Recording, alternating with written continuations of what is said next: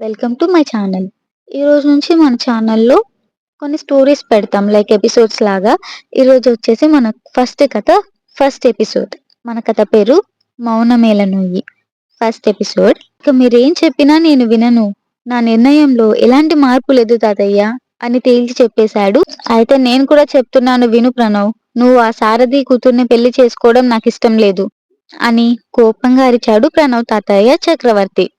అవును కన్నయ్య. తాతగారు చెప్పిన మాట విను. అసలు నీకేం తక్కువరా? ఎవరూ దొరకనట్టు పోయి శత్రువు కూతురుతో పెళ్ళేంట్రా? వాడు మనకి చేసిన అన్యాయం మర్చిపోయావా? అని ఆవేదనగా అడిగింది ప్రణవ్ నానమ్మ శకుంతల. శత్రువు ఆ సారథి కానీ వాటి కూతురు కాదు కదా నానమ్మ. నాకు ఆ అమ్మాయి నచ్చింది. నేను ఫిక్స్ అయ్యాను అంతే అని మరోసారి గట్టిగా చెప్పాడు ప్రణవ్. మీ తల్లిదండ్రులను చంపిన వాడి కూతురు తప్ప నీకు లోకంలో ఎవరూ దొరకలేదా?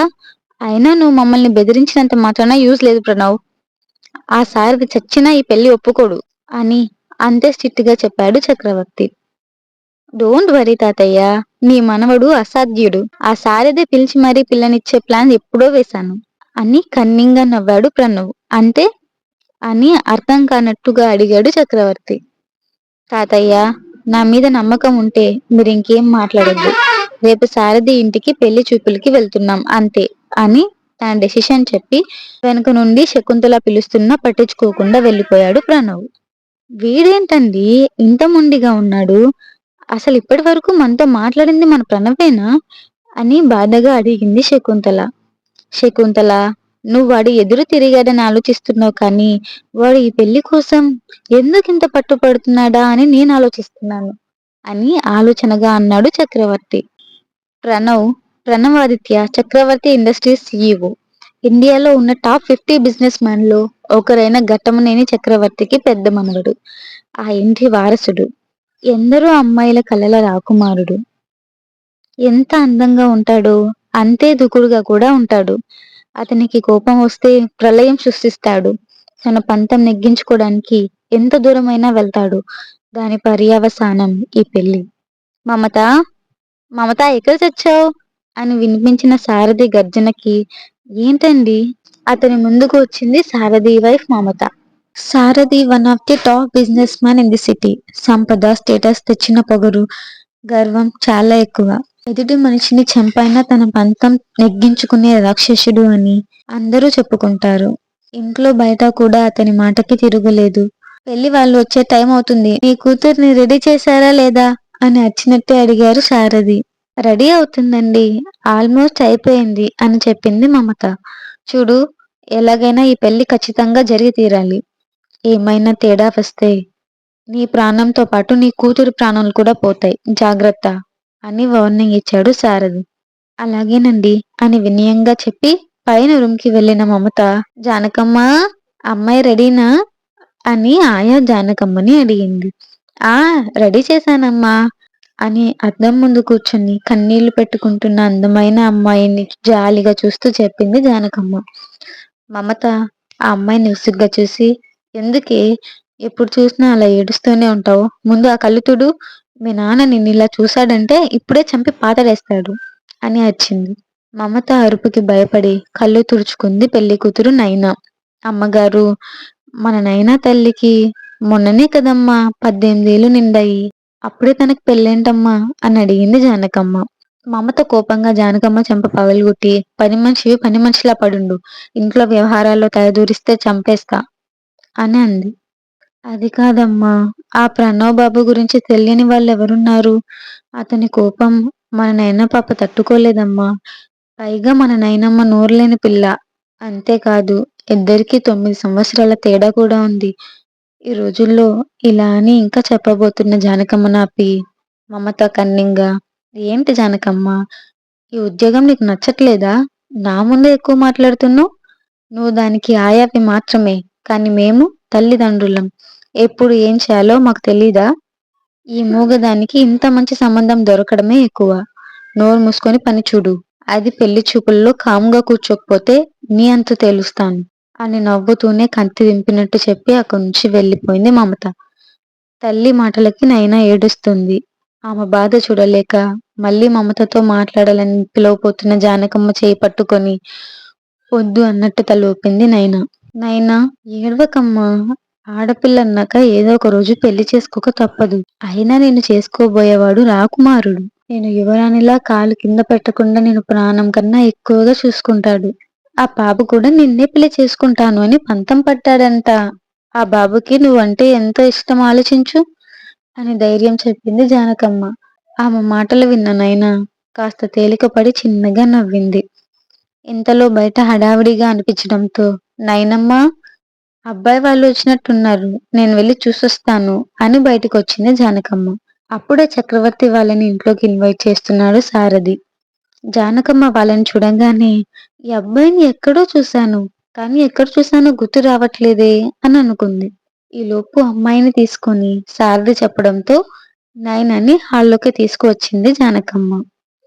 గ్రీన్ కలర్ పట్టు చీరలు, అచ్చ తెలుగమ్మాయిలా చూపు తిప్పుకోలేని అందంతో ఒత్తికగా నడిచి వస్తున్న నైనాని చూడగానే ప్రణవ్ కళ్ళు ఆమె మీదే ఫ్రీజ్ అయిపోయాయి. నైనాని శకుంతల పక్కన కూర్చోపెట్టింది మమత. నయనని చూడ్డంతోనే శకుంతల అన్ని మర్చిపోయి, అమ్మాయి కుందనపు బొమ్మలా ఉంది కదండి, లక్ష్మి కళ ఉట్టి పడుతుంది అంది. నయన మూగమ్మాయని ప్రణవ్కి అతని తాతయ్య నానమ్మలకి తెలీదు. చక్రవర్తి అవును అన్నట్టుగా చిన్నగా నవ్వి, సి మిస్టర్ సారథి, మా మనవడు మీ అమ్మాయిని పెళ్లి చేసుకుంటాను అని పట్టు ఉండకపోతే నేను నీ గుమ్మం కూడా తొక్కేవాణ్ణి కాదు. ఇక పిల్లల కోసమైనా మన గతాన్ని మర్చిపోక తప్పదు. మేము అంతా వదిలేస్తున్నాం. ఇక నువ్వు కూడా రిలైజ్ అయితే మంచిది, లేకపోతే నా సంగతి తెలుసుగా అని వార్నింగ్ టోన్ లో అన్నాడు. సారథి ఫేక్ స్మైల్ తో, అయ్యో, నేను కూడా మన పాత పగలన్నీ వదిలేశానండి. ఇప్పుడు మనం వియ్యాల వారమే కాదు, బిజినెస్ పార్ట్నర్స్ కూడా అని అన్నాడు. అలా అయితే అందరికీ మంచిది సారథి, మాకు అమ్మాయి నచ్చింది, తొందరలో ముహూర్తం పెట్టించి కబురు చేస్తాం అని అన్నాడు చక్రవర్తి. ఇంతలో 2 రోజుల్లో పెళ్లి జరిగిపోవాలి తాతయ్య అని మళ్ళీ బాంబు పేల్చాడు ప్రణవ్. అదేంట్రా, ఎంగేజ్మెంట్ అవి ఉంటాయిగా అంది శకుంతల. నానమ్మ మాటలను ప్రణవ్ పట్టించుకోకుండా, ఆ ఫార్మాలిటీస్ ఏమీ అవసరం లేదు నానమ్మ, డైరెక్ట్ గా 1 రోజుల్లో పెళ్లి అయిపోవాల్సిందే అని చెప్పి, ఏం సారథి గారు అని గారు అనే వర్డ్ ని ప్రెస్ చేస్తూ, మీకు ఓకే కదా అని అడిగాడు. నాకేం ప్రాబ్లం లేదు ప్రణవ్, మీరు ముహూర్తం చెప్తే నేను అరేంజ్మెంట్ చేసేస్తాను అని అన్నాడు. నైనా అభిప్రాయం కూడా అడగకుండానే ముహూర్తాల వరకు వెళ్ళిన వాళ్ళని చూసి జానకమ్మ మెల్లిగా నైనా చెవిలో, అబ్బాయిని నువ్వు కూడా చూడనైనా తల్లి, అచ్చం రాజకుమారులా ఉన్నాడు అని చెప్పింది. జానకమ్మ మాటలకి నైనా మెల్లిగా తల ఎత్తి ప్రణవ్ని చూసింది. 6 feet హైట్, కుటీరం లాంటి ముక్కు, రఫ్ గా ఉన్న ట్రిమ్ చేసిన గడ్డం, nice hair cut, coffee blue suit లో అచ్చం రాజకుమారుల్లాగే ఉన్నాడు. అప్పటికే తన్ని కళ్ళార్పకుండా చూసిన ప్రణవ్ని చూసి నైని గుండె చల్లుమంది. వెంటనే సిగ్గుతో తలదించుకొని కూర్చుంది. ఓకే సారథి, ఇక వెళ్ళొస్తాం అని చక్రవర్తి అనడంతో అందరూ పైకి లేచారు. బయటికి వెళ్తున్న ప్రణవ్ కి ఒక సెక్యూరిటీ గార్డ్ డాష్ ఇచ్చాడు. యూ ఈడియట్ అని కోపంగా అరిచి అతన్ని లాగి కొట్టాడు ప్రణవ్. అది చూసిన నైనా భయపడి జానకమ్మ చేయి గట్టిగా పట్టుకుంది. భయపడకు నైనా తల్లి, అతని కోపం పరాయి వాళ్ళ మీదే కానీ నీ మీద ఉండదు. ఏ మగాడు అనవసరంగా భార్య మీద చేయి చేసుకోడు అని చెప్పింది జానకమ్మ. దాంతో నైనా రిలాక్స్ అయ్యింది. నైనా భయాన్ని చూసిన ప్రణవ్ కన్నింగా నవ్వుతూ, అలవాటు చేసుకోనైనా, నువ్వు నా కోపాన్ని ప్రతిరోజు భరించాలి అనుకుంటూ స్టైల్ గా గాగుల్స్ పెట్టుకుంటూ అక్కడి నుండి వెళ్ళిపోయాడు. ప్రణవ్ పట్టుపట్టినట్టుగానే చక్రవర్తి వారంలో పెళ్లి ముహూర్తం పెట్టించాడు. తెలుగు రాష్ట్రాల్లోనే కాకుండా దేశంలో నలుమూలలా ఉన్న పెద్ద పెద్ద మ్యాగ్నెట్స్, బిజినెస్ మ్యాన్లు అందరూ ఆ పెళ్లికి అటెండ్ అయ్యారు. అందమైన మండపంలో ప్రణవ్ వెనక అతని చెల్లి శ్రీవల్లి, తమ్ముడు యష్ నిలబడి ఉన్నారు. శ్రీవల్లి, యష్ ఇద్దరు ట్విన్స్. ప్రణవ్ కి వాళ్ళకి 6 years ఏజ్ గ్యాప్ ఉంది. ప్రణవ్ పేరెంట్స్ చిన్నప్పుడే చనిపోవడంతో చక్రవర్తి శకుంతలనే వాళ్ళని పెంచారు. తెల్లని మండపంలో రెడ్ శారీలో మెరిసిపోతుంది నైనా. పక్కనే పట్టుబట్టల్లో ఆమెకి పోటీ ఇస్తున్నాడు ప్రణవ్.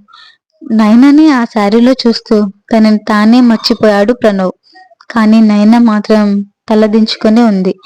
పెళ్లికి వచ్చిన వాళ్ళందరూ అసలు ఒక జంట ఎంత అందంగా మేడ్ ఫర్ ఈచ్ అదర్ లాగా ఉంటుందా అని చూస్తున్నారు. అయితే వాళ్ళిద్దరికీ కొంత దూరంలో నిలబడి తదేకంగా చూస్తున్నాడు Pranav close friend and business partner Nikhil. వీళ్ళిద్దరూ చిన్నప్పటి నుంచి ఫ్రెండ్స్. అతని పేరెంట్స్ ఫారిన్ లో ఉండడంతో ప్రణవ్ తో పాటు నిఖిల్ కూడా ఆ ఇంట్లోనే పెరిగాడు. ప్రణవ్ కోపాన్ని కాస్తైనా ఆపగలిగేది ఒక్క నిఖిల్ మాత్రమే. అమాయకంగా ఉన్న నయనాని చూస్తూ ఆ అమ్మాయి కుందనపు బొమ్మలా ఉంది. మరి మా బావ రాక్షసుడితో ఎలా పేగుతుందో ఏమిటో అనుకుంటూ పైకి చూసి, దేవుడా, మా మాన్స్టర్ కోపంలో ఈ పిల్ల కాలిపోకుండా చూడు స్వామి అని అనుకున్నాడు నిఖిల్. ఏంట్రా పైకి చూస్తూ నీలో నువ్వే మాట్లాడుకుంటున్నావు అని నిఖిల్ ని అడిగాడు విష్ణు. విష్ణు కూడా ప్రణవ్ నిఖిల్ బెస్ట్ ఫ్రెండ్. మంచి బాడీ బిల్డర్ అయిన విష్ణు ప్రణవ్ దగ్గర చీఫ్ సెక్యూరిటీ ఆఫీసర్ గా వర్క్ చేస్తున్నాడు. ఏముంది, మన మాన్స్టర్ బారిన పడిన ఆ దేవతని ఆ దేవుడే కాపాడాలి అని దేవుడిని రిక్వెస్ట్ చేస్తున్నాడు నిఖిల్. బావా, నాకు ఒక డౌట్, అడగమంటావా అని అడిగాడు విష్ణు. వద్దు అంటే ఆగుతావా, కక్కు అని అన్నాడు నిఖిల్. ఆ సారథి పేరు వింటేనే తోక తొక్కిన తాచులార్ లేచే ప్రణవ్ పోయిపోయి వాడి కూతుర్ని పెళ్లి చేసుకోవడానికి రీజన్ ఏంటంటావు అని అడిగాడు విష్ణు. ఈ ముక్క వాడు పెళ్లి అన్నప్పటి నుంచి అందరం అడుగుతున్నాం, కానీ ఆన్సర్ రాలేదు. ఇక నీకేం చెప్పను అని వెటకారంగా అన్నాడు నిఖిల్. నాకేదో మతిలోపు ఉన్నట్టు అనిపిస్తుంది బావా అని ఆలోచనగా అన్నాడు విష్ణు. అదేంటో వాడికి వాడి బుర్రకి మాత్రమే తెలుసు నీరసంగా ప్రణవ్ ని చూస్తూ అన్నాడు నిఖిల్. ఏమో, మనకి తెలియకుండా మన మాన్స్టర్ మెండర్ మదిలో ప్రేమ పురుగు దూరిందేమో అని విష్ణు అనగానే ఇంపాసిబుల్ అని కొట్టిపడేశాడు నిఖిల్. మండపంలో ఉన్న ప్రణవ్ పంతులు గారు ఇచ్చిన తాళిని తీసుకొని సారథి వైపు గర్వంగా చూశాడు. రే సారథి, నా చేతికి బాగా చిక్కావురా, ఇక నుండి నీకు ఊపి రాగకుండా చేయడమే నా పని అని కసిగా అనుకుంటూ లేచి నైనా మెడలో 3 ముళ్ళు వేశాడు. మై డియర్ నైనా, ఇది నువ్వు సంతోషంగా ఉండే ఆఖరి క్షణాలు. ఇక నుండి నీకు కేర్ ఆఫ్ అడ్రస్ నరకమే. వారం రోజుల్లోనే మళ్ళీ మీ బాబు దగ్గరికి పారిపోయేలా చేస్తాను. స్టేటస్ అని నీలిగే వాడి పరువు తీసి తలెత్తుకోకుండా చేస్తాను. ఏ ప్రాజెక్ట్ కోసం ఈ పెళ్లి చేస్తున్నాడో ఆ ప్రాజెక్ట్ ని వాడికి దూరం చేసి రోడ్డున పడేలా చేస్తాను అని రగిలిపోతూ అనుకున్నాడు ప్రణవ్. మరోవైపు ప్రణవ్ ఆలోచనలు తెలియని నయన మాత్రం, ఈ క్షణం నుండి మీరే నా ప్రపంచం. మీకోసం ఎవరినైనా ఎదిరిస్తాను, మీకోసం ప్రాణాలైనా ఇచ్చేస్తాను, ఎప్పటికీ మీ మాటకి ఎదురు చెప్పను, ఎంత కష్టం ఎదురైనా మీ చెయ్యి వదలను అని తన మనసులోనే ప్రమాణం చేసుకుంది. ఇంకోవైపు సారథి కన్నీంగా నవ్వుతూ, రే ప్రణవ్, నన్ను ఓడించడం పుట్టించిన నీ బాబు తరమే కాలేదు. నువ్వెంతరా పిల్ల పిచ్చుక గడివి, నా కూతుర్ని అడ్డం పెట్టుకొని గెలిచాననుకుంటున్నావు. కానీ దీన్ని ఎరవేసి నేను పిచ్చోని చేశాను అని నీకు తెలీదు అని అనుకున్నాడు. ఇలా ఎవరి ఆలోచనల్లో వాళ్ళున్నారు. పెళ్లి తంతు పూర్తవగానే కొన్ని పేపర్స్ తీసుకొని ప్రణవ్ దగ్గరికి వచ్చాడు సారథి. నువ్వు అడిగినట్టే నా కూతుర్నిచ్చి పెళ్లి చేశాను, ఇక ఈ డాక్యుమెంట్స్ మీద సైన్ చెయ్యి అని అన్నాడు. ప్రణవ్ ఆ పేపర్స్ తీసుకుని అటు ఇటు ఊపుతూ, ఇప్పుడే కదా మామ నీ కూతురి మెల్ల తాళి కట్టింది, అప్పుడే సంతకాలంటే ఎలా, కాస్త ఆగు, నీ అల్లుడినే కదా, ఎక్కడికి పోతాను. అయినా నీకొకటి తెలుసా, నీ కూతుర్ని చేసుకుంది కాపురం చేయడానికి కాదు, కసి తీర్చుకోవడానికి. అసలు కదా నీకు తెర మీద చూపిస్తా మామా, వెయిట్ అండ్ సీ అని పొగరుగా అన్నాడు. ప్రణవ్ అని గట్టిగా అరిచాడు సారథి. అని నోటి మీద వేలేసి చూపించి కల్లెర చేశాడు ప్రణవ్. నేను నాకిష్టం వచ్చినప్పుడు మాత్రమే ఈ పేపర్స్ మీద సైన్ చేస్తాను, నన్ను క్వశ్చన్ చేసే ధైర్యం చేయకు అని వార్నింగ్ ఇస్తూ అన్నాడు ప్రణవ్. సారథి పళ్ళు కొరుకుతూ తినేసేలా చూస్తూ ఉండడంతో నువ్వు నన్నేమీ చేయలేవు అని ఒక లుక్ ఇచ్చి అక్కడి నుంచి వెళ్లిపోయాడు ప్రణవ్. ఏంట్రా, మామ అల్లుళ్ళు ఇద్దరు ఘాటుగా చాటుగా మీటింగ్ పెట్టారు అని ప్రణవ్ వాళ్ళని డౌట్ గా చూస్తూ అన్నాడు నిఖిల్. ఏమో, బిజినెస్ పార్ట్నర్వి, అవన్నీ నీకే తెలియాలి అని అన్నాడు విష్ణు. ఎక్కడో గట్టిగా కుడుతుంది బావా, కానీ ఇద్దరి మొహాల్లో గెలిచామనే గర్వం మాత్రం క్లియర్ గా కనిపిస్తుంది అని అనుమానంగా అన్నాడు నిఖిల్. పెళ్లి తంతు ముగిసిన అరగంట తర్వాత రూమ్ లో రిలాక్స్ అవుతున్న నైనా దగ్గరికి వచ్చారు సారథి మమతాలు.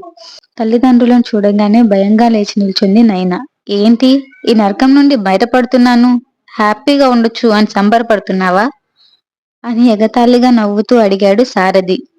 అతని మాటలో అర్థం కాకుండా ఉన్నట్టు చూసింది నైనా. చూడు నైనా, నిన్ను పెళ్లి చేసుకుంది మీ నాన్న శత్రువు, నిన్ను యువరాణిలా చూసుకుంటాడు అని మాత్రం కలలు కనకు అని అంది మమత. ఆమె మాటలకి నయనాలో భయం మొదలైంది. ఒక్క మాట గుర్తుపెట్టుకో, అక్కడ ఏం జరిగినా, ఎన్ని అవమానాలు ఎదురైనా, ఆఖరికి చచ్చే పరిస్థితి వచ్చినా సరే, నువ్వు నా ఇంటికి రావడానికి వీల్లేదు.